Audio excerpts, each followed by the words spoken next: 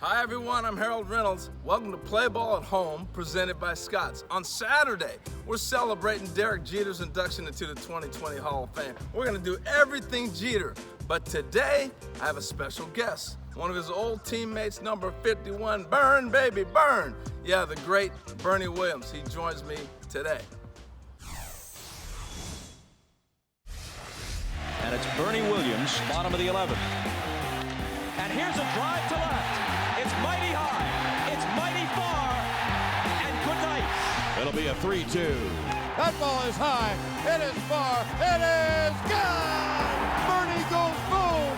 Burn, baby, burn! Hey Bernie, thanks for joining us, man. It's always great to see you and talk to you. The only thing I'm missing right now, though, is seeing a guitar. I'm so used to seeing you working the strings. How's that going right now anyway? How's that musical career?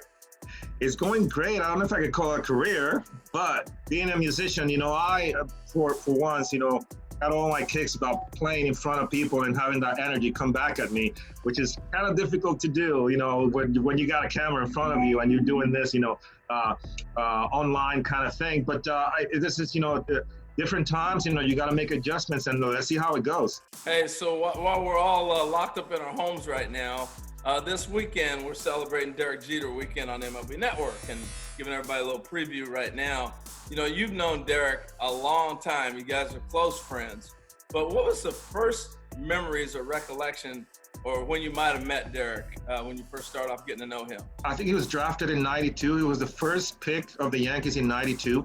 And I think he got a little bit of a time and spring training that same year with the Yankees. I remember we were still in Fort Lauderdale.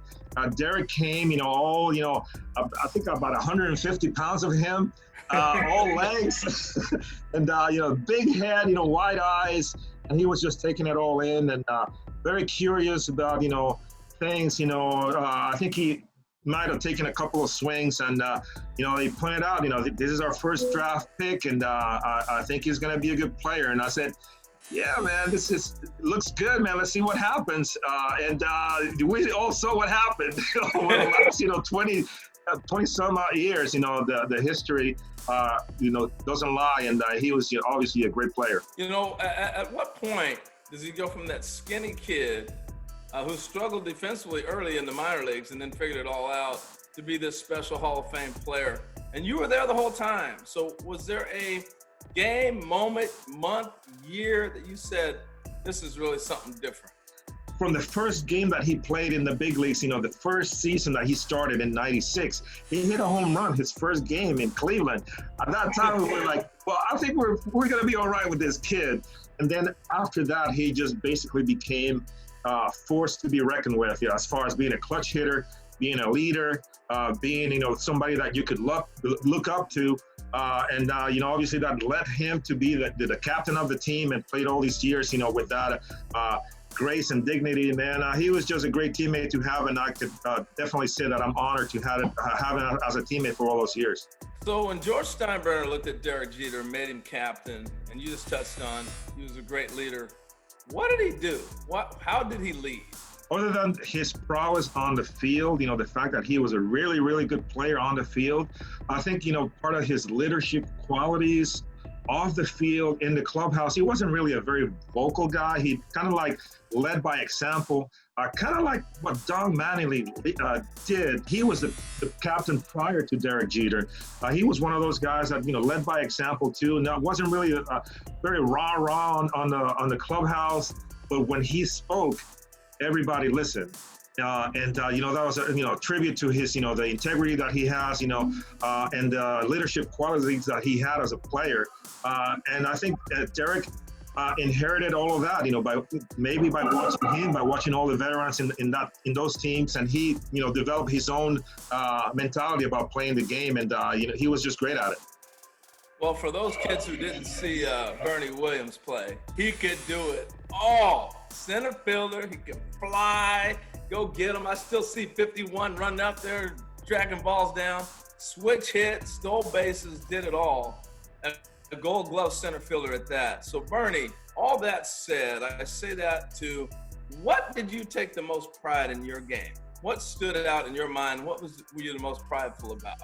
I would say probably everybody that knows me knows that I'm a little out there. But with all kidding aside, I definitely, when I was on the field, it was all business, it was all seriousness, it was 100% all focus on, what I needed to do, help my teammates to help win the game, beat a ball club, postseason, World Series, anything that, that entails.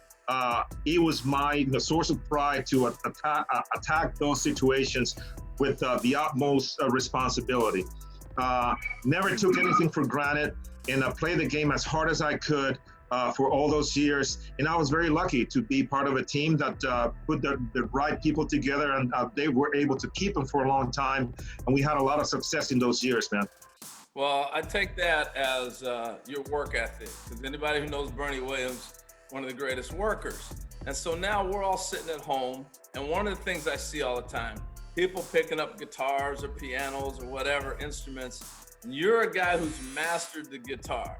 So I want to ask you, what advice would you have somebody who's sitting at home right now trying to learn the guitar? There's many reasons why people pick music, but I guarantee you, any one of those reasons, whatever you do, or whatever leads you to pick up an instrument, it will be a great blessing to know you can play an instrument and do that. I mean, it's a very special thing to be a part of.